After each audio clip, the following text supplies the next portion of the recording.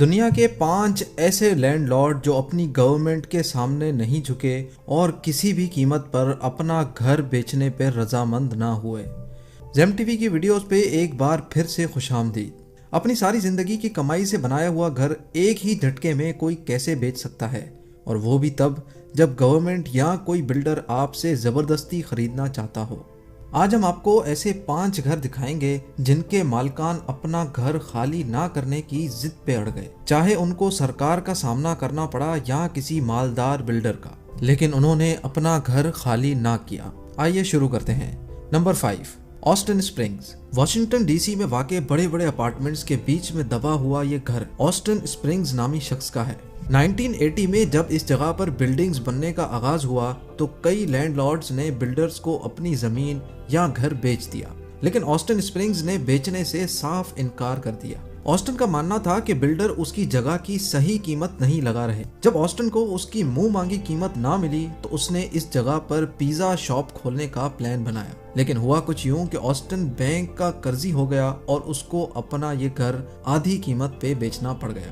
Aston نے یہ گھر ایک بلڈر کو $7,50,000 میں بیچ دیا، جبکہ وہ $15 لاکھ کی مانگ کر رہا تھا۔ Number 4، young.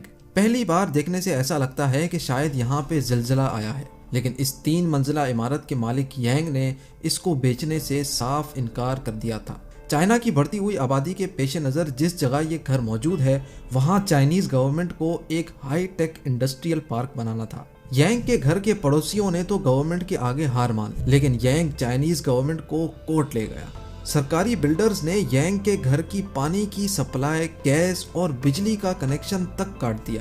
یانگ کو پانی بھرنے 1 کلومیٹر دور جانا پڑتا اور رات کو موم بتی کی روشنی میں گزارا کرنا پڑتا، اور آخر کار 2 سال کیس لڑنے کے بعد کورٹ نے یانگ کے حق میں فیصلہ دے دیا۔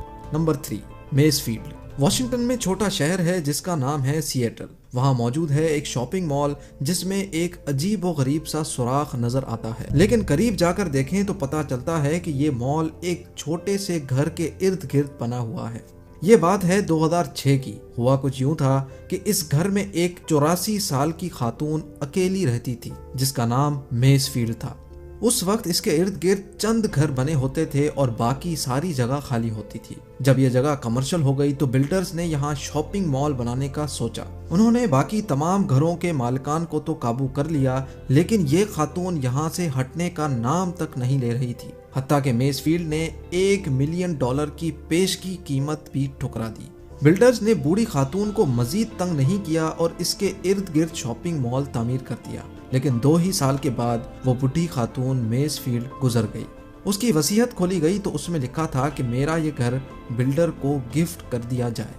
بلڈر نے اس کے گھر پہ قبضہ نہیں کیا اور نہ ہی اس پہ کوئی مال کھڑا کیا، بلکہ آج بھی وہ گھر بلڈر مینٹین کرتا ہے، بلکہ یہ میز فیلڈ ہاؤس اتنا فیمس ہو چکا ہے کہ لوگ اب اس کے ساتھ سیلفیز لینے آتے ہیں۔ نمبر 2، لوو باؤجن۔ ایک بلڈنگ کا ٹوٹا ہوا حصہ ایک نئے روڈ کے بیچ میں کھڑا گاڑیوں کا راستہ روک رہا ہے۔ اس بلڈنگ میں کئی فلیٹس ہوا کرتے تھے جس میں سے ایک فلیٹ میں ایک بوڑھے میاں بیوی رہتے تھے۔ جب گورنمنٹ کو یہاں پہ ایک روڈ تعمیر کرنا تھا تو باقی سارے لوگ پیسے یا متبادل جگہ لے کر فلیٹ چھوڑ گئے، لیکن لوو باؤجن اور اس کی بیوی سرکار کی طرف سے دیے جانے والے متبادل فلیٹ سے مطمئن نہ ہوئے اور انہوں نے اپنا فلیٹ چھوڑنے سے انکار کر دیا اور ٹوٹے ہوئے اپارٹمنٹ میں ہی رہنے کا فیصلہ کیا۔